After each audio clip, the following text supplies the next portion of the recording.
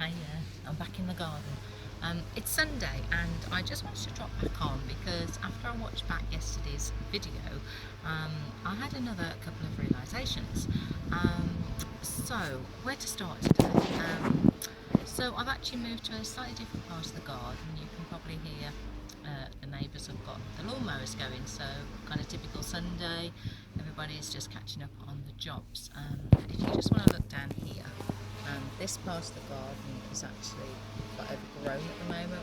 We've not done anything with this. There's some weeds and brambles and stuff. Um, but interestingly, when I watched back the video from yesterday, I noticed that there was an aeroplane that went overhead, and it was quite spooky for me to realise I was talking to you all about fear, and I didn't actually pick up on the fact and share with you at the time that I was frightened of aeroplanes. Now you're going to be thinking, oh, it's a bit strange. Um, and I just want to explain why I was frightened of aeroplanes as a little girl. So, the generation that I grew up in was a generation who had parents whose parents had also been in the war, both the First and the Second World War. And those parents and grandparents had experienced the horrors and the uncomfortableness of basically being under the threat of being bombed.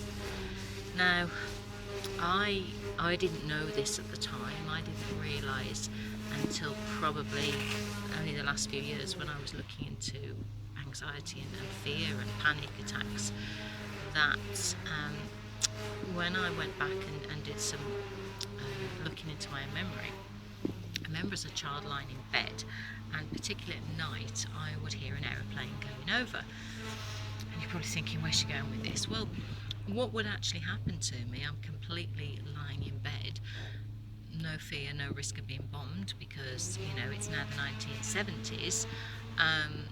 The noise, the mere noise of that aeroplane going overhead actually triggered my body to feel fear. Literally, I'm just lying in bed and I could feel panic and fear and hearing the noise of the aeroplane. And it's quite good there's noise going on in the background today. But that mere noise in my head made me think, made me question, am I going to get bombed? Now, okay, we all know today, looking back at that situation, there is no way that I was going to get bombed. So why did I believe this? So this is the truth, okay? This is the truth. This is a belief that I had built, I had inherited, I had learnt when I was a child. So this is why I've come back in the garden today. Okay, I've even bought a little picture. Okay, I don't know if you can see that. That's me with my mum in the garden. So the reason why I'm having this conversation with you today is to give you the golden nugget, the nugget that I have now understood, grown to understand, and is the nugget that actually allows me to run my business today. I've also bought another picture out here. You can see this, and I'm going to post this on the Facebook group as well. So this picture actually refers to our brainwave states. Okay, so when you look at the picture, you can go and have a look at this. The bottom two brainwave states are delta and theta. Now, you heard me talk yesterday, and if you haven't watched the video, please go back and watch yesterday's video. But you heard me talk about the theta brainwave state, the sponge days. God, the sun's coming out, it's gorgeous here, so I'm just going to get my vitamin D. Hope the light's all right. The theta brainwave days, the sponge days. Now, if you don't believe me, you can go and check this out for yourself. But I've also picked up a little article off the internet to give you some context as to why I know this is now true. So there's a guy called Dr. Bruce Lipton. He actually specialises in biology, and he's been noted for his views on what we call epigenetics. Now, this is around the belief that our actual own beliefs control biology rather than DNA as inherited and as as believed previously. So he's written a fabulous book around the biology of belief and around unleashing the power of the conscious matter and miracles. So what I need to say to you, and what I would like everybody to understand, is that as a baby, in those early days, we are sitting in lower brainwave frequencies. Okay, and you can have a look at this article as well if this helps you to understand. But basically, this early time is the most influential, and it actually programs our perception of the subconscious mind. Okay, so all of this programming of what our reality is like is going on up until around the age of 6. Okay, so during that time, the child's brain is recording all of the sensory experiences, as well as learning complex motor programs for speech, the crawling, the standing, the advanced activities like running and jumping. Okay, and simultaneously, our sensory systems are fully engaged when we're little children. We're downloading massive amounts of information about the world and how it works. So now science has proven that actually by observing these behavioural patterns, people actually then copy and mimic and understand the environment that they're growing up in. So they feed off the parents, the siblings, the relatives, the adults in their world, the people that they share in their lives with. And they learn to distinguish what is acceptable and what is not acceptable behaviour. So it's important here for us to realise that all of our perceptions are actually acquired by around the age of 6. Now, this fundamentally means that everything is going into our subconscious. We are storing, imagine a computer that hasn't got a program on. Imagine that you've got a blank computer and you're going to install the Microsoft Office suite, for instance. You are going to download programs, you are going to download information, you're going to download apps that will actually shape the character and help you to decide how you're going to bring your life. Oh, wind's picked up on the papers going. So what I want you to understand, this 0 to 6 years is actually a place of accelerated learning. This is why there's so many measurements that go on around children's progress, and why how some children have delayed progress, or they're more hyperactive or whatever. This is why it gets monitored very closely, particularly in the primary days. So now nature is basically facilitating this process of development. It's enhancing our subconscious mind and our ability to download this massive amounts of information.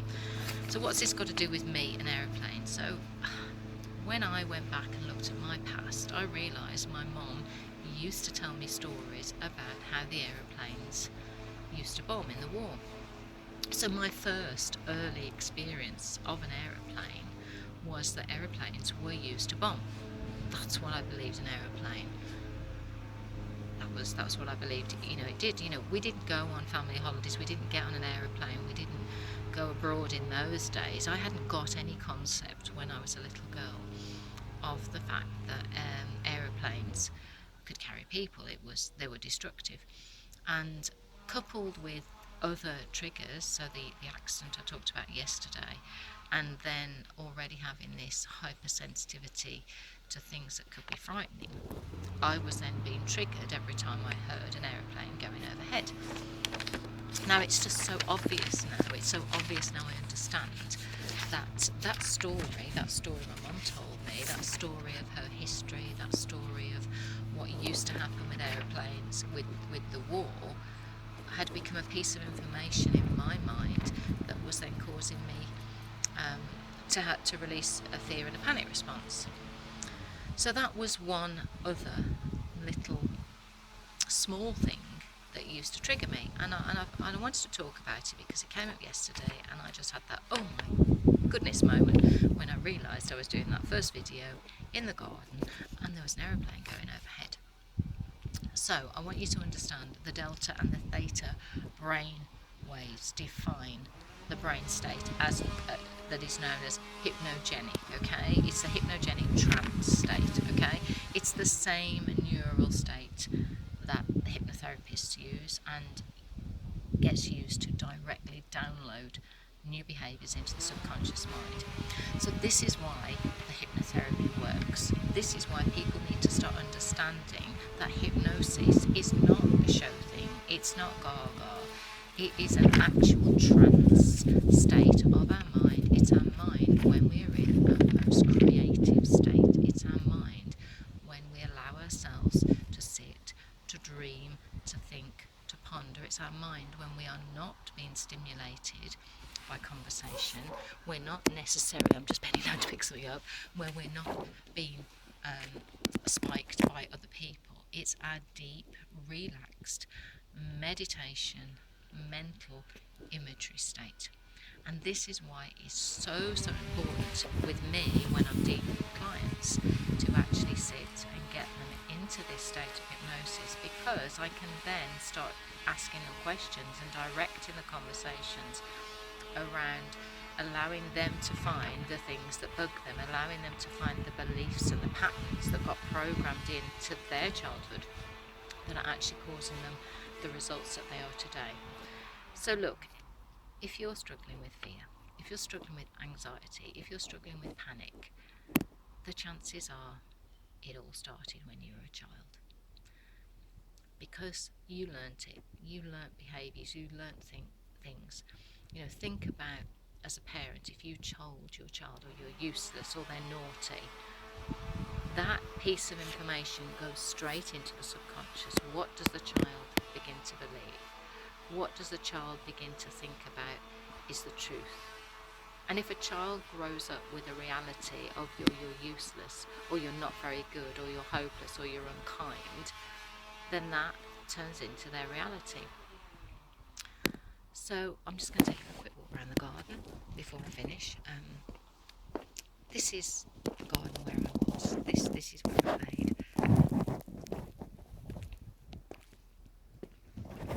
This was a safe place for me. There was no reason for me to be caught up in fear and anxiety, other than the fact that the experiences that I had, the stories that I was told, the way my parents spoke to me as a child actually caused me to start building a belief system that then went on to create more fear, more panic, that then built up into a set of beliefs that later in life caused me to have a nervous breakdown, quite frankly, caused me to doubt myself, caused me to be fearful, caused me to have panic attacks. So I know I'm not alone here. I know there are hundreds, probably thousands of people, just even round the area where I live here, that probably are experiencing fear, panic, doubt, and they're not in touch with why they're that way. I know that the medical profession is now getting hugely challenged by mental health illness, and this is down to how we're being programmed. This is down to what's going on, the messages that we're conveying, the things that we're laying down. I believe this is true, and if you're connecting to what I'm saying, if you're actually understanding what I'm saying, then the chances are that you actually believe it too. So watch this space. I'm going to take you on more connected adventure. I might even tell you the story of that corner of the garden, because that corner of the garden caused me to have some shame, and it's another thing I had to let go of. So I'm going to let you get on with your Sunday, whether you're mowing the lawn, whether you're sitting in the garden, whatever you're doing, just take care. Keep leaning in to your feelings, your emotions, and just see if you can find the beauty in your life, because there's still so much beauty in this garden. There's still so many more beautiful flowers. There's still thorns to be weeded out, and I intend to do that. So just think about your mind as a garden. Think about what you could do to start weeding out some of your past, clearing out, making things look beautiful again. How you can stand there in your own beauty. And I'm not just talking to women here, blokes, you're in this space as well. You can still look handsome, you can still look brave, you can still look strong. Where is your beauty? I'm going to say take care now. I'll do some more videos and watch this space.